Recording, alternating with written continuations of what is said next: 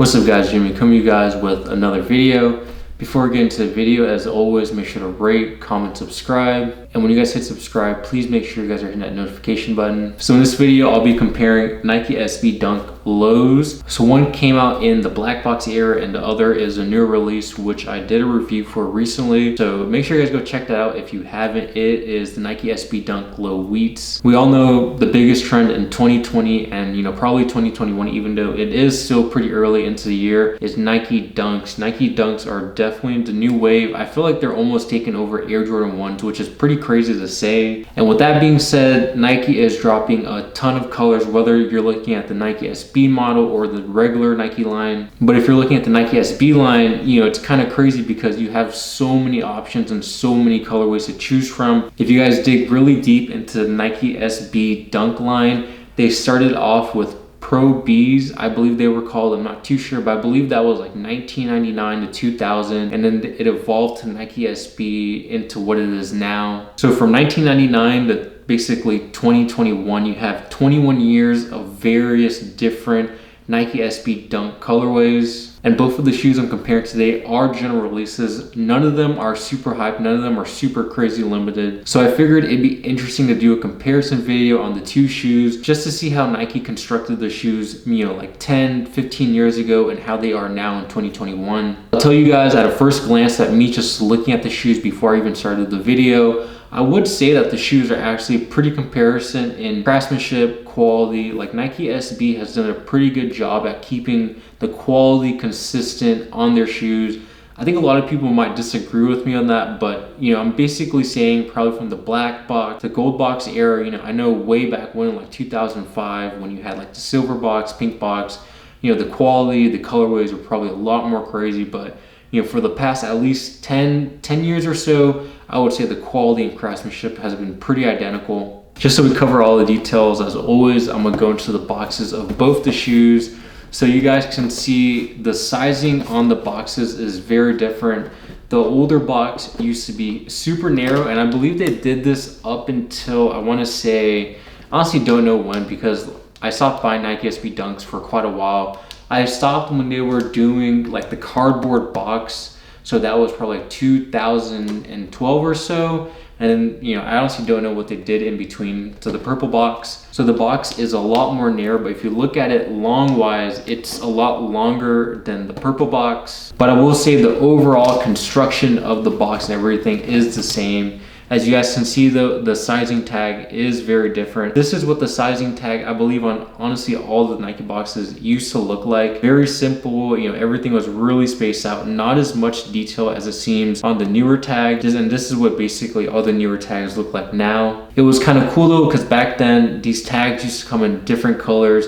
They basically meant different things, I believe, like quick strike, general releases, super limited pairs. I think Nike SB might still do something similar now, but I'm not too sure. And basically the insides of both the box are identical. I will say, if you guys look inside, it comes with that iconic wood grain tissue paper and then the wood grain box. I'll say that's the one thing that is a little bit different though. Even though the purple box does come with the wood grain tissue paper, as you guys can see, the black box has wood grain design on the box itself, whereas the purple box is just a normal cardboard box. So definitely within some point in time, Nike decided to stop adding so much detail to these shoes. So like I said, even though quality and craftsmanship might be similar on the shoes, they're definitely lacking or skimping out on the details on some aspects. And even with that said, I think that's a detail that many people probably don't even care about, that the wood grain is not on the box itself. And finally, getting to the meat of the comparison, we have the shoes. So on my right hand, we have the Nike SB Dunk Low Wheats that came out in 2021 or 2020, if you're from Europe or so. And then this pair here, I believe, came out in 2009, 2008. I'm not too sure. I got these in 2010 based off of the purchase tag that I see on the box. And these are about 11 years old, so you guys can see the midsole is yellowing. That is a natural yellowing process. I didn't do that myself. You see that's a pretty common thing that people are doing nowadays, are making their soles look a little bit more aged. So it's cool to see an actually aged pair of soles. So looking at the shoes, I'll say there's nothing too remarkable about either pair that makes me say, oh, this one is a lot better than the other. But I guess just starting off at the bottom and working our way up, you have the bottoms of the shoe. So you guys can see Nike did switch up the outsoles on the newer pair. As you guys can see, it has a newer design. The stars are placed on the circle area. I believe the stars are also not as defined on the newer model. And what Nike used to do on their older Dunk SB models is they just took the outsole of the normal Nike Dunk and threw it on here. But Nike SB now has like a different traction, different pattern design, and I'm pretty sure this offers better grip to the skaters. And then moving on to the midsole. The midsoles are essentially identical. Nothing really changed about the midsole there. And I believe the technology that Nike is using, or Nike SB is using on the newer pair and the older pair, are identical. I believe it's still that Zoom Air technology. If you guys know for sure, let me know down below and put some knowledge on your boy.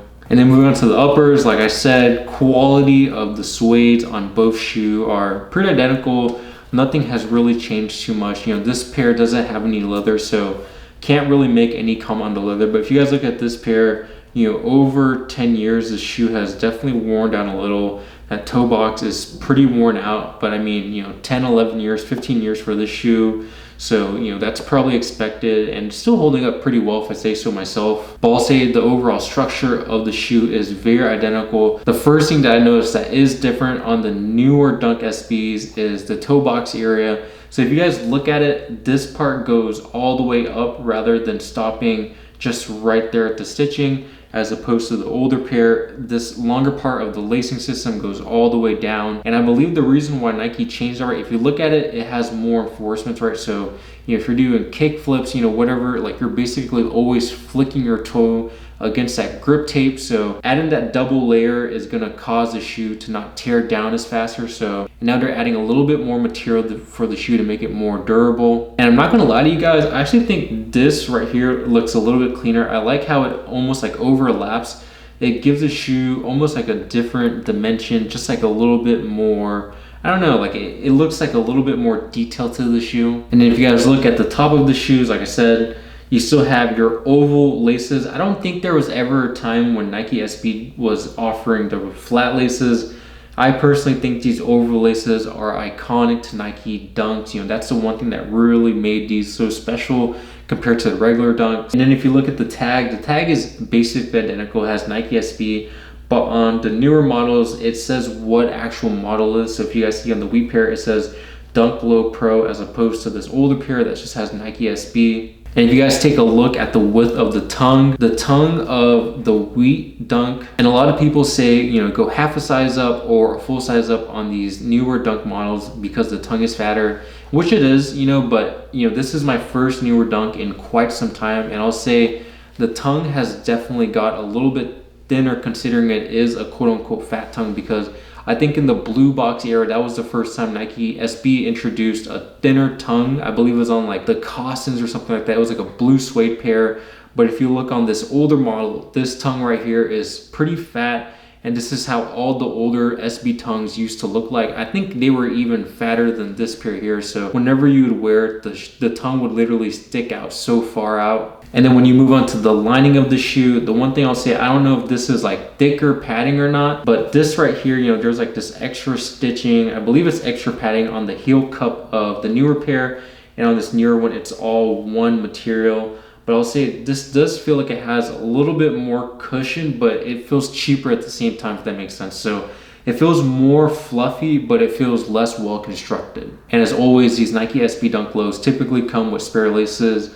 On the newer pairs, they're just tying the laces like this and then lacing it over with this little string. But on the older pair, they used to come in this bag that has Nike SB. And this was crucial if you were ever buying a used pair, if they had the bag and the extra laces, basically how it is with the Air Jordan 1s. But it's just a quick little comparison on the Nike SB Dunk Lows Two pairs that are just general releases, nothing too crazy, nothing super limited, nothing super hyped. Two general releases from Nike SB that I think are super clean. So it's pretty interesting to see that Nike SB has kept, pretty true to their construction of the shoe, quality, the colors, like they haven't really switched up too much, which I would say is a pretty good thing considering people love the older models and they're still keeping that same energy with the newer models here. So make sure you guys let me know what is your all-time favorite Nike SB Dunk Low. For myself, it's honestly too hard to say. There's just so many fire colorways that I think it's just too hard for myself to pinpoint one colorway that's my absolute favorite. And if you do happen to own an older pair and a newer pair,